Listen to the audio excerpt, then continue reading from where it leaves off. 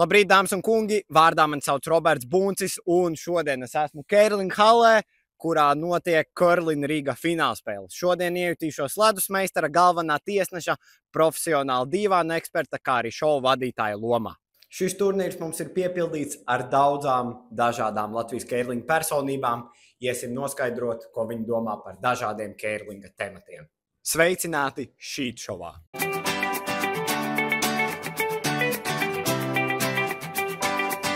Es esmu šeit ar Aivaru Avotiņu. Tu esi mums viens no spēlējošiem treneriem, un gan tu, gan tavu studentu komanda ir nonākuši izslēgšanas spēlēs.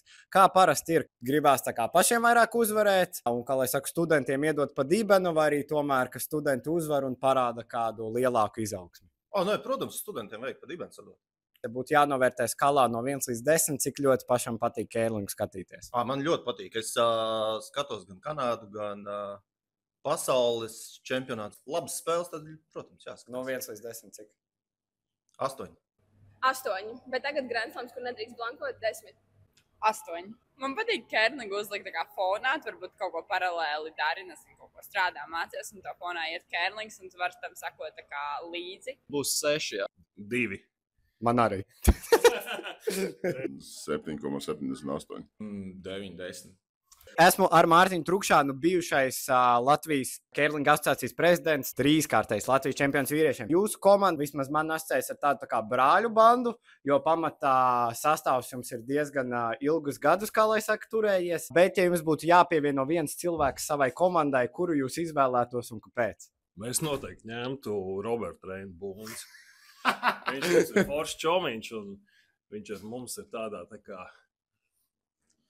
tādā līdzīgā lidojumā, un viņš saprot, ko mēs sakam, un viņam ir arī ar mums jautri, man liekas, un mums arī ar viņu. Ko tu tur vēl pielikt? Tā jau mēs tur 5 esam, jau grūti sadalīt, kad un kurš. Nē, tā, ka neko klāt nevajag. Tikai viens. Var veselu komandu nosaukt. Es būšu 3. Okay. 4. būs Rachel Homan, kas man metīs visus metienus. Un pirmie 2 būs Bobija Lemija ar Hamiju Makmilanu, kur aizbērzīs visus mūsu metienus. Kevins Mārtiņš. Gadīns, leģenda. Un starp ar Ronaldo paņem futbolā. Atkarīgs priekš kāda turnīra. Ja for fun, tad operators arī derētu. Ja? Varbūt kāds puišiem no junior komandas esošās. Arī šis džeks diezgan normāli varētu spēlēt, tā kā viņš arī varētu būt labs kandidāts. Bunci, protams. Tas ir vairāk, kas kāds tur mums Eiropas čempionātā satusējām kopā. Esmu ar Evelīnu Baroni, 199 internacionālās spēles. Vai tev dažbrīd nav tāda sajūta, kad spēlē ar baru zaļknabiem? Nē, parasti pasaules federācijas spēlēs ir normāls komandas. Ja kādreiz ir tāda sajūta, tas parasti ir šeit.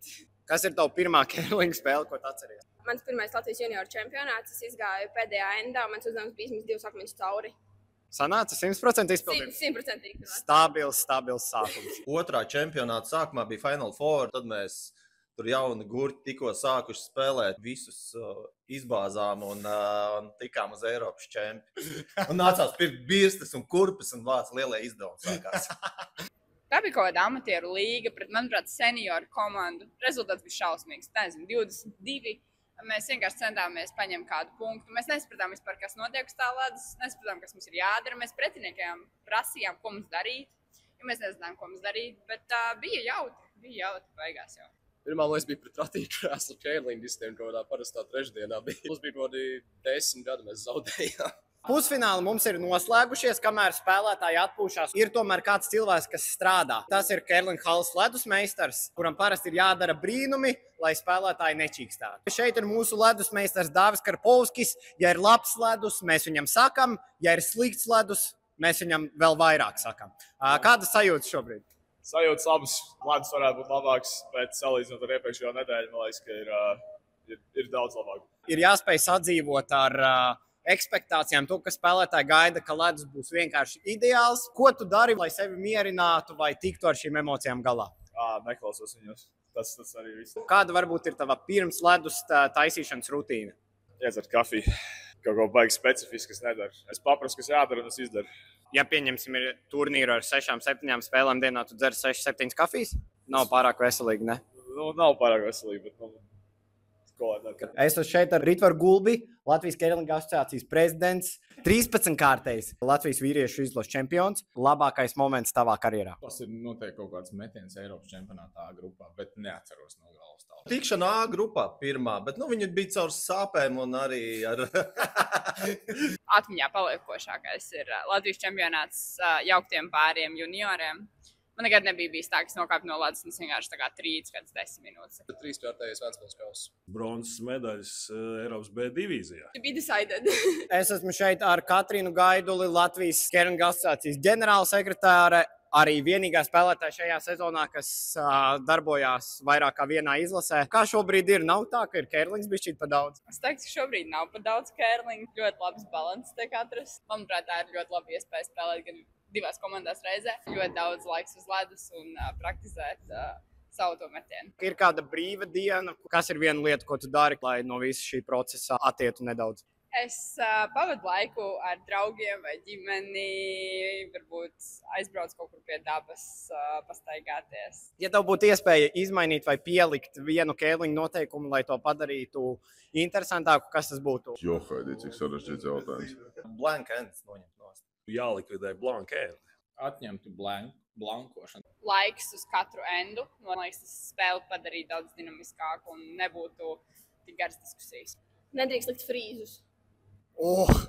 Frīzi ir apnikuši. Jā, nu tad liela daļa Latvijas komandu vairs neko nevarēs izdarīt. Online violations, smagāk skatīties. Jā, Latvijā ir tā kā ir ar tiem hoglainiem. Mēs atdoties ko labāk. Jākvens ir pirms hoga var pārstumt pāri. Iet mājā, drīz piebrauc. Kad tev akmens apstājas, tur tev nepatīk un vienreiz spēlēt, tu vari metru rādījusā, piemēram, ieliek, kur gribu. Ar Krišjānu Jāvu, viņš tāpat kā es noteikti, viņam patīk bišķīt miskasti runāt garderobēs. Viena komanda vai konkrēts spēlētājs, pret kuru nepatīk spēlēt? Tu? Jo? Es nezinu. Nīderlanda varbūt.